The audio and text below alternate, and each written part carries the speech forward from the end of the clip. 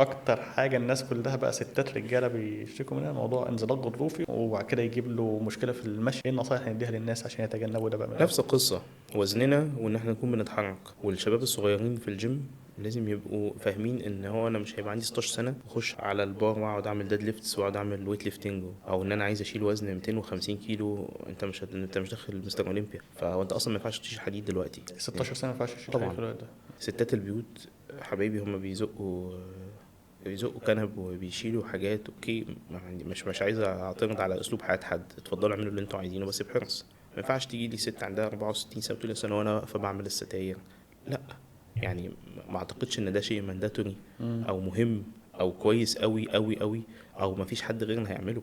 يعني برضه ستيل انا مش بنظر على حد، بس انا في حاجات بالنسبه لي منطقيه وفي حاجات مش منطقيه. وببساطه شديده احنا في حاجات ممكن نتعلمها في المدارس، ان احنا اصلا نشيل ازاي. احنا كلنا بنشيل غلط.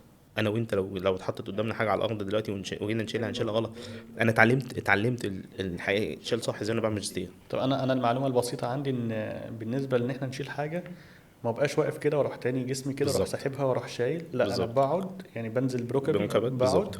وامسك الحاجه وانا ظهري مفرود، وبعد كده اروح قايم. بالظبط. الرفع يبقى من الرجلين مش من الظهر. بالظبط. في نصايح تانية ممكن نقدمها للناس يعني؟ يعني زي ما بقول لك ميلي، احنا بنتكلم، انا بحاول اتكلم جنرالي على قد ما اقدر يعني، بس ده ميلي. وان زي ما قلت لك احنا نتحرك.